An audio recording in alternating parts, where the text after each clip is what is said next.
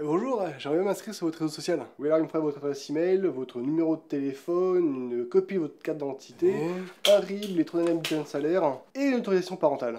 Non! Bonjour à tous, c'est Deru et bienvenue pour un nouveau Deru Tech. Une fois n'est pas coutume, je vais vous parler d'un fait d'actualité un peu en retard et concernant un texte de loi.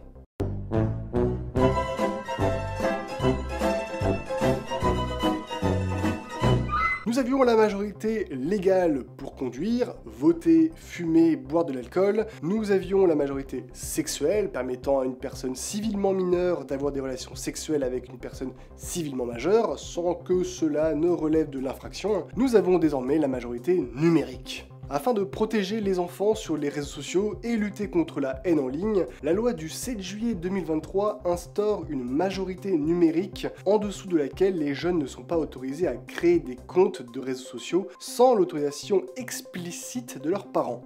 En juillet 2023, c'était 63% des jeunes de moins de 13 ans qui possédaient un compte actif, alors que les réseaux sociaux n'autorisent les inscriptions qu'à partir de 13 ans, pour une première inscription vers l'âge de 8 ans en moyenne. Il s'agit sûrement là d'un bel aveu d'échec de la part des réseaux sociaux sur le contrôle de l'âge d'inscription de leurs utilisateurs, ainsi que des parents, dont 80% d'entre eux indiquent ne pas tout savoir des activités en ligne de leurs parents. Ça fait un petit peu plus peur.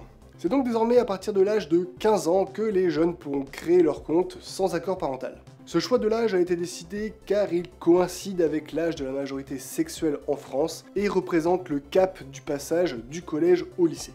Bien entendu, cette loi s'accompagne de son lot d'obligations pour les réseaux sociaux. Refuser l'inscription à leur service des enfants de moins de 15 ans, sauf si un des parents a donné son accord. Informer lors de l'inscription les enfants de moins de 15 ans et leurs parents sur les risques liés aux usages numériques et les moyens de prévention, et sur les conditions d'utilisation de leurs données personnelles. Permettre aux parents ou à l'un des deux de demander la suspension du compte de leur enfant de moins de 15 ans. Activer, lors de l'inscription d'un mineur, un dispositif de contrôle du temps passé en ligne. Le jeune devra être informé régulièrement par notification. Permettre à tous les utilisateurs de signaler davantage de contenu illicite afin qu'il soit retiré. Outre notamment l'apologie d'actes terroristes, l'incitation à la haine, les harcèlements sexuels et scolaires sont aussi dorénavant concernés, le harcèlement conjugal ou moral, le chantage à la cam, sextorsion, l'atteinte à la vie privée, diffusion de contenu intime ou de données personnelles, et l'atteinte à la représentation de la personne,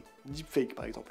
Évidemment, tout comme pour les sites pour adultes, les réseaux sociaux devront mettre en place un moyen de vérifier l'âge des utilisateurs et l'autorisation parentale en accord avec le référentiel que l'ARCOM, l'autorité de régulation de la communication audiovisuelle et numérique, doit mettre en place. En dépit de quoi, ils se confronteront à l'article 4 de la loi du 7 juillet 2023, le fait pour un fournisseur de services de réseaux sociaux en ligne de ne pas satisfaire aux obligations prévues au même 1 est puni d'une amende ne pouvant excéder 1% de son chiffre d'affaires mondial pour l'exercice précédent. Et 1% du chiffre d'affaires mondial, c'est quand même énorme. Ça fait beaucoup là, non? Mais pourquoi fixer une majorité numérique ? Dans un premier temps, il s'agit de mettre les plateformes des réseaux sociaux face au fait qu'elles affirment vérifier l'âge de leurs utilisateurs sans le faire puisqu'actuellement aucun moyen RGPD friendly n'est mis en place. Même aucun moyen du tout en fait. Dans un second temps, cet âge limite a pour objectif de protéger un peu plus les jeunes face à l'exposition à la pornographie,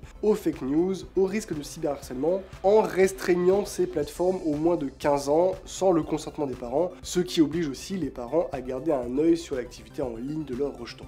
Bon, soyons réalistes, pour le moment, aucun moyen fiable et garantissant la sécurité de l'identité des utilisateurs n'a été trouvé et les systèmes de contrôle parental sont encore trop facilement contournables pour les jeunes. Ce n'est donc pas demain la veille que nous pourrons garantir à nos chères têtes blondes une navigation dépourvue de violence, complotisme, fausses informations et sexualité. J'espère que cette vidéo vous aura plu, si c'est le cas n'hésitez pas à vous abonner, à partager la vidéo, à laisser un pouce en l'air et à me rejoindre sur les réseaux sociaux. Surtout que j'ai à nouveau un compte Twitter, faut juste faire attention, le Deru et le Deru sont intervertis par rapport à l'ancien compte. Sur ce, je vous souhaite une bonne nuit, bonne soirée, bonne journée et n'oubliez pas, la sécurité est l'affaire de tous. Ciao.